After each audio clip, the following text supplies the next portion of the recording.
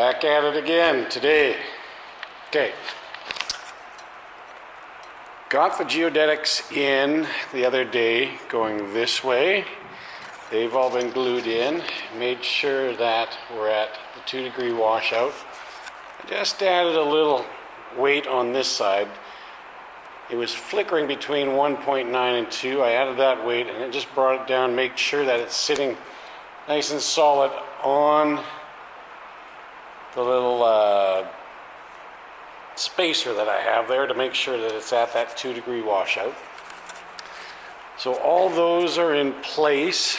If you noticed, I went ahead and cut out the aileron and the flap, so they are no longer there. I'm not sure if it's supposed to be cut out now. I've seen some people do it before, some people do it after. I did it before just because I wanted it gone, basically. So continued gluing the geodetics in this way. One thing of note with this geodetic, this is where the compression strut is right here, and you've got to come underneath the rib and then over top of the compression strut with those geodetics. That compression strut is right there. It's a bit of a tight fit, and I'm just wondering what's going to happen when we do the ones coming across this way.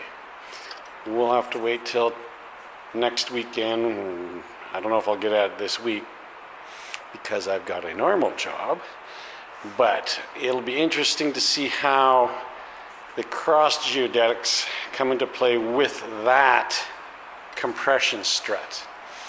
Everything else seemed to work really nicely, and those compression or the geodetics are all in there again.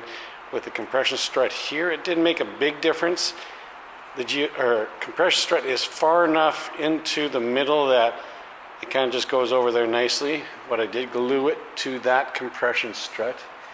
And the same with the third compression strut. Where were you, Mr. Compression Strut? Right here in the middle, and they went over top of that just fine. No other issues with those.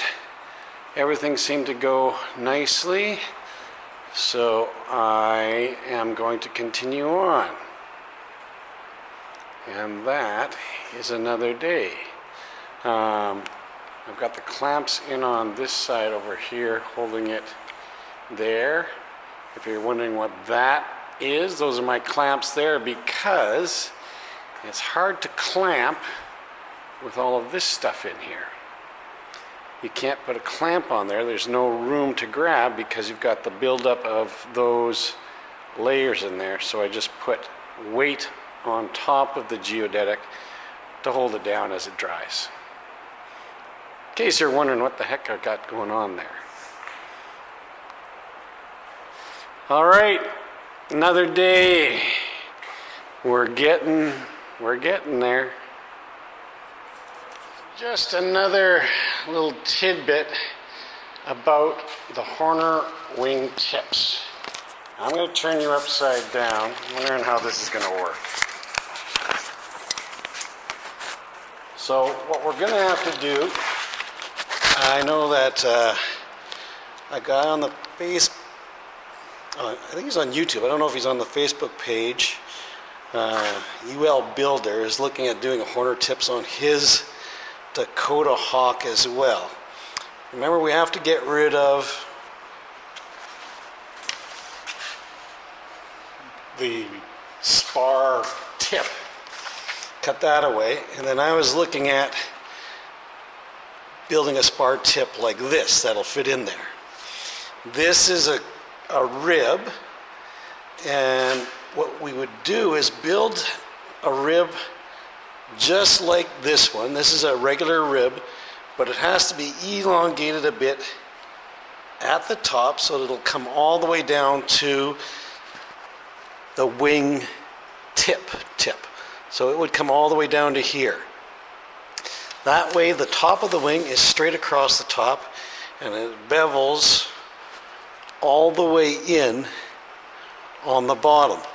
And that would be nice and flat all the way along here.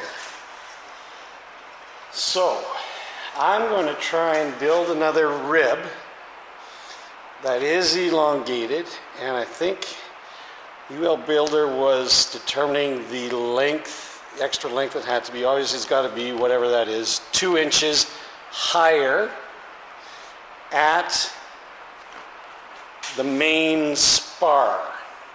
So right at the main spar, we want to go an extra 2 inches there to give that wing a bigger, or that rib, a bigger bow in it, so it'll come right down to the plane at the top of the wing and then curl back up to the tail, or the trailing edge of the wing. So it just got to dip down a couple inches further and then come back up. This one and this one would be the same. So 0 distance here, and you'd still be looking at, actually it would be a little longer there too. You could use Pythagoras theorem math, because this is a 90-degree angle. It would come straight out, and it might be an inch, maybe not half an inch, but you could get that with Pythagoras theorem to find out that. And then that would give you a Horner wingtip.